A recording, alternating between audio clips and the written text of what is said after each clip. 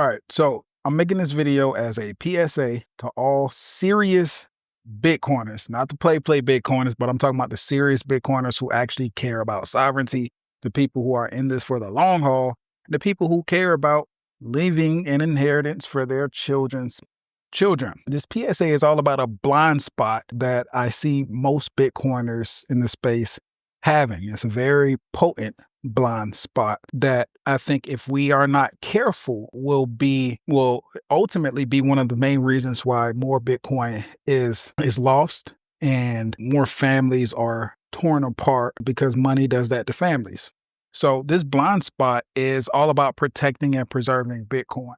Typically, when we have that conversation, we're looking at it from a technical standpoint. We have air gap hardware devices. We have, titanium plates. We have multi-signature, wallets and all this good stuff to, protect Bitcoin from a technical standpoint. But where we fall short is on the non-technical threats. And now that Bitcoin has breached that $100,000 mark, you better know that, there's more eyeballs on it, which means that the attack surface has increased. Now that we have nations in the game and they care about Bitcoin, we have a threat of nations coming in as well. So, and when I say coming in, I mean coming to attack our holdings. So we have a lot of non-technical threats, more non-technical threats than we have technical threats. But the technical threats are just the obvious, and it's what we're most accustomed to because naturally Bitcoin is a digital asset. So it's birthed from a technical background. So naturally we want to get that part taken care of first. And I think we've done that. Bitcoin is 16 years old. The network itself has never been hacked. And now we're getting to a point where when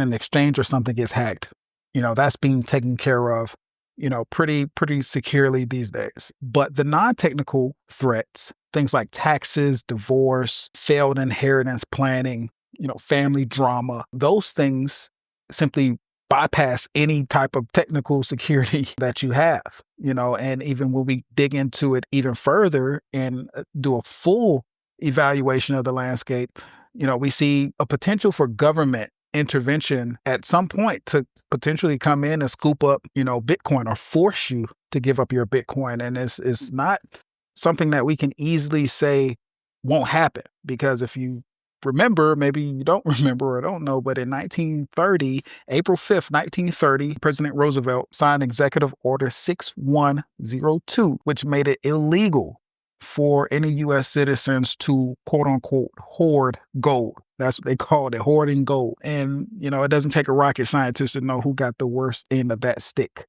right? And if we look at, modern times, you got the European Union over there, just came out and said, hey, there's a lot of savings sitting in those accounts that people aren't using. We think the country needs them. So they're going to start using the savings of their citizens to, rebuild their country in whatever way that they see fit, right? Those people don't really get a say-so in it. They trusted the banks with their money, and now the government can come in and pretty much do whatever it is. So these are some non-technical threats that I think a lot of Bitcoiners are missing or have gotten too comfortable or too complacent with their technical provisions that they're completely blindsided or will be completely blindsided by the non-technical threats. And it's already happening. It's just you don't hear about the ugly divorce, because it's not as common, or it is common, but it's not as ground shaking for the entire network or for the entire space as a hack, right? We don't hear about the family drama. We don't hear about the guy who got into a car accident, his family wasn't able to access the coin. We don't hear about these things, right? Because they're specific to those people, and they're not necessarily specific to the network itself. But I have a feeling that the rate at which, that non-technical threat category will start to increase very rapidly because of where we are from a value standpoint. Anything that's valuable on the earth, people start to fight over. And I think that's one of the biggest threats that Bitcoiners are missing. I'll tell you guys a story. In fact, the French was in preparation for World War II. And, obviously the Germans have never been a force to not take seriously. So they learned their lesson from World War and World War II. In preparation for World War II, they built this big wall, built this big ass wall. They call it the Maginot Line. Maybe I'm saying it wrong. I don't know. But they built this big ass wall to protect against the Germans. And, they spent billions of dollars on this wall. Naturally, the Germans are good at war. So the Germans knew about this wall. And when it came time for the battle, the Germans didn't even touch the wall.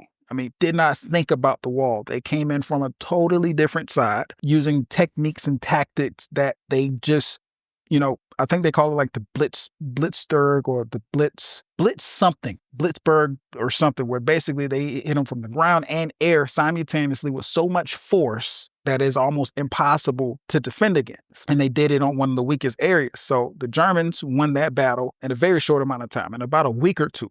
So the French used all this time and energy to, prepare for what Bitcoiners, what would be considered the Bitcoiners' technical defense, like the hardware wallets and all that stuff. So the French prepared for a physical and head-on invasion. And the Germans like, nah, we're not going to do what you think we're going to do. We're going to go over here and we're going to hit you how you don't expect to be hit.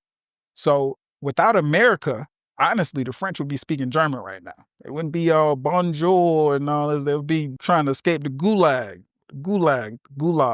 however you say it. I don't speak German, right? So again, I'm giving that story and that example because that's how most wealth preservation from a Bitcoin standpoint is approached. And I think that's a very fatal flaw. In fact, it goes back to, I think his name is Daniel Kahneman. He wrote Nobel Prize winning book, Thinking Fast and Slow. Very good book. And he basically broke down that, humans have two thinking systems, system one and system two. System one is more so for short-term thinking, short-term decisions, quick, spontaneous movements or whatever like that, threat that we can see right in front of us. And that's typically what we lean more towards. But system two is more from has more of a long-term view, kind of sees around the corners and things like that. But typically we leave that. We don't really lead with that. So that's typically going to be our blind spot. And that's what we can see, with the Maginot Line. And we can also see that with, the Bitcoiners preparing from a technical standpoint, but completely leaving the non-technical threat side open,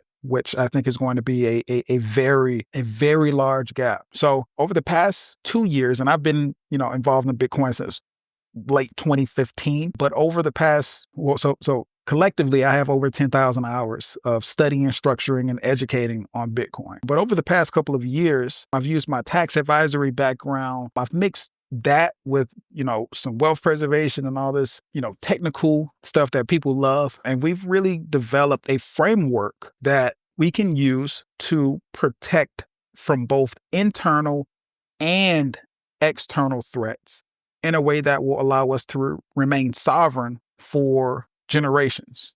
Myself and the people who, I work with, we believe that Bitcoin is going to be around for hundreds of years.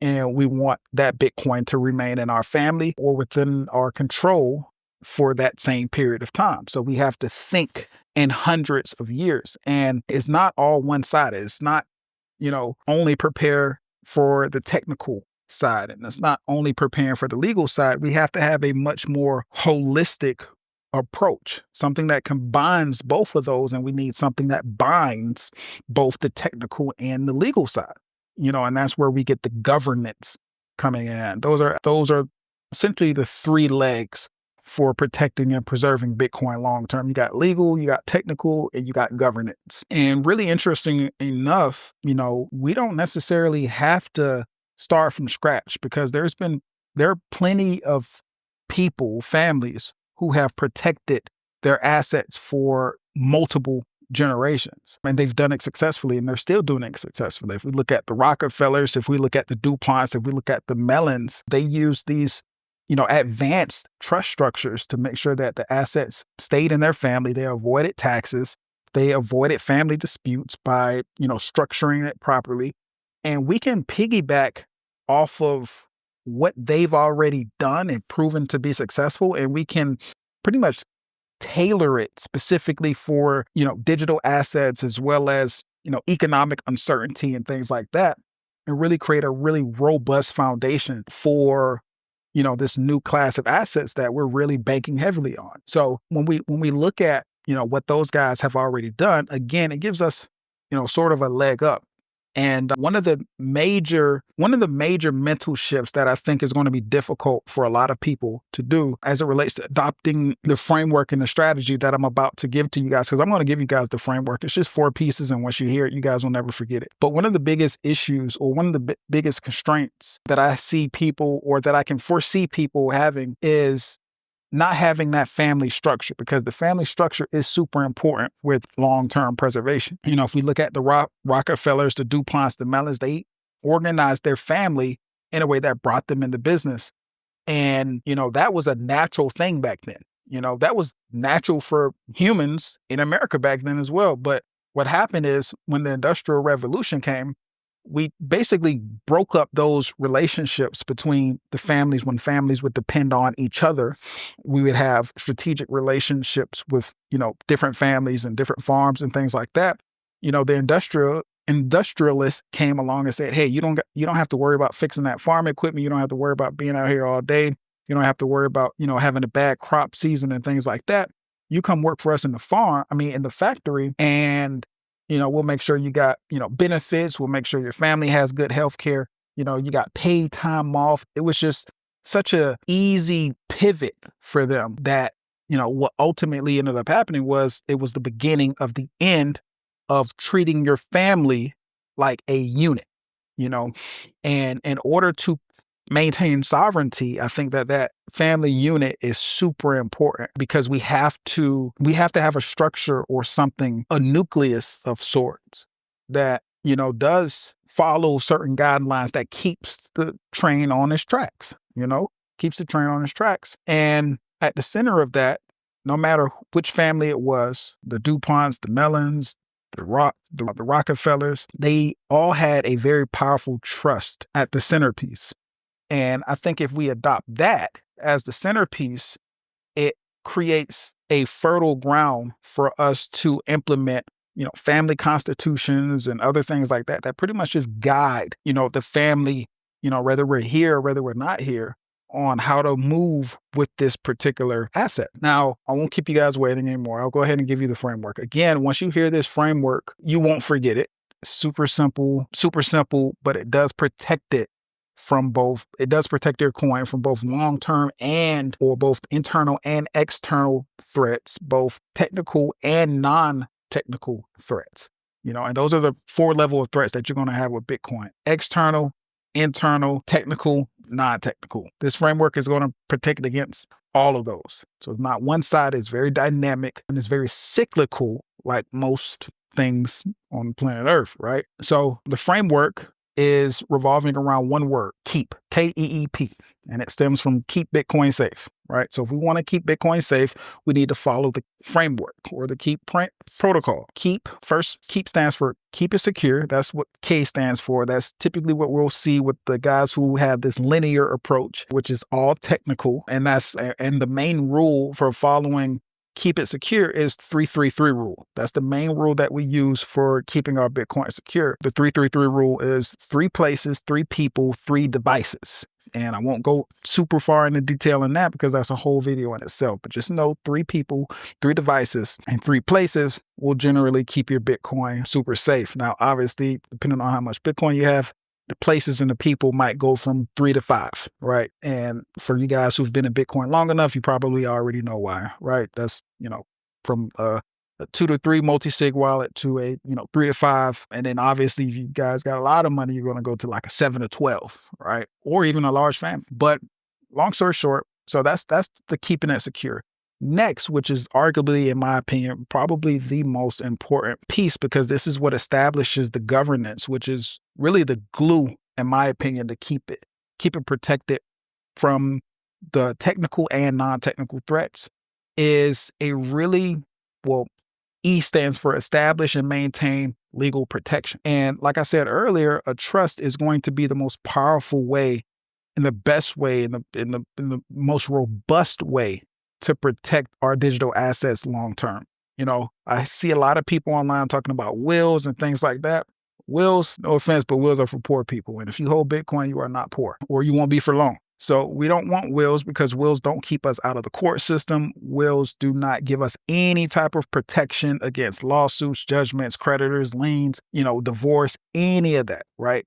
And if we want to be protected from a legal standpoint, we need robust protection. That's where that trust comes in at, where if we do it right, it's going to protect us from taxes. It's going to protect us from that unforeseen divorce. Is going to protect us from family feuds because we have a structure around this asset that is legally protected. So what we like to do is, again, we piggyback off of those dynasty trusts that the Rothschilds and the Rockefellers, the DuPonts, even Harvard used. And we modify it to make sure that it is capable of protecting digital assets and flexible enough to withstand any type of economic uncertainty that any one nation might, experience. So that foundation gives us a place to store the family constitution, the rules and guidelines for Bitcoin. So for me, myself personally, I have it written in my trust that we never sell Bit. Doesn't matter. We don't sell it. If you guys need something, if the beneficiaries of the trust need something, they can borrow. But we don't sell Bitcoin under any circumstances. And we leverage Bitcoin to increase our holdings more. We do some, risk assessments and we make sure we don't leverage too much, but we leverage enough to where that we essentially become our own private bank powered by Bitcoin, right? And I think that is going to be a very powerful strategy for a lot of Bitcoin holders, because essentially that's what, holding a decent amount of Bitcoin turns you into, your own bank, if you do it right. So the third piece of the framework is, so we just talked about establish legal protection. Ensure access. So we want to ensure access. What that all boils down to is proper documentation. So in addition to the trust, we need to have emergency, protocol, emergency, recovery procedures. We need to have disaster recovery procedures. We need to have, a beneficiary list. We need to have any type of document, whether we have a little treasure map to help find, hardware devices, pretty much all documentation that someone would need to access the Bitcoin for the right people, because everyone doesn't need access to the Bitcoin. The way that we have it, again, and we're building a governance model, the trustee needs access to it. The trust protector likely needs access to it, and maybe, one or two more people. So those instructions need to be super clear for them, depending on who it is. And we need to account for members or heirs not necessarily being super, enthralled in Bitcoin the way that we are. So we need to make sure the instructions are simple enough for them to follow, even if we are not here. That documentation is super important in order to ensure access. Finally, the last piece is actually planning for the future. What's the point of having one of the most powerful assets on the planet if we aren't planning, if we're not talking about it, right? So planning for the future forces us to talk about it, forces us to do an annual checkup over our holdings, an annual checkup over the system to make sure we don't have any gaps, make sure that we don't need to upgrade any technology, make sure that, any wallets haven't died or anything like that. It's just a really good way to also bring the family and the people who need to know together to talk about what's going on and make sure everybody is on the same page. Again, this is why I'm saying that family unit is super important. In fact, you got a best friend or something like that, you're going to want to bring their family in as well, because something happens to you. I know something happens to me, my brother is pretty much going to pick up the pieces. So I need him to understand this asset as well. I need him to understand what my trust looks like. I need him to understand his role as the trust protector so that he can, help identify the next trustee, whether that next trustee is my son or some type of professional that we put in place until my son becomes of age. And I serve that same purpose for him. So planning for the future, pretty much helps keep that in line. And those are the 4 pieces of the framework. Again, keep it secure, establish legal protection, ensure access, and plan for the future. If you do those 4 things, you protect your Bitcoin for hundreds of years, if done properly,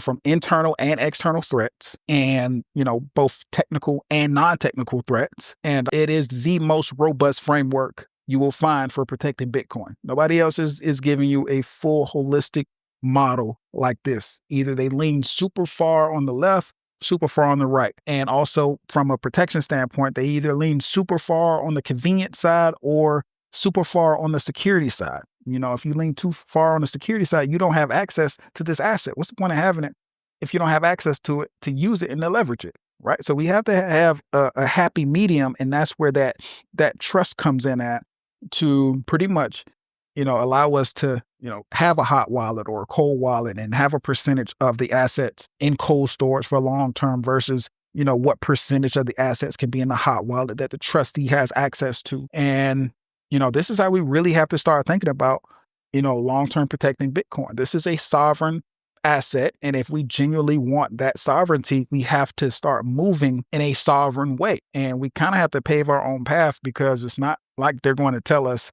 how to do it.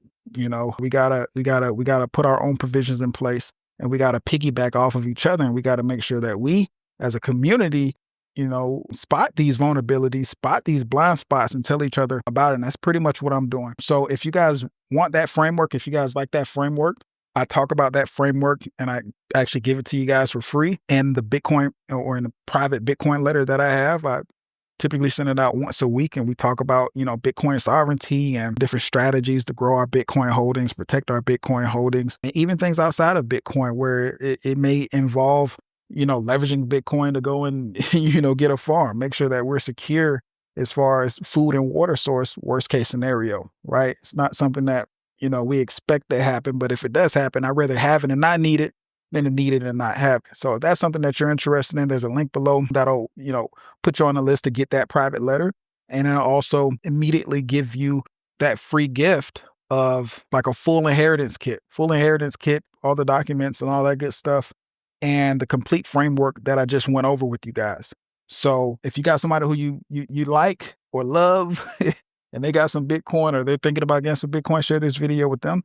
And yeah, I'll see you on the next video. All right.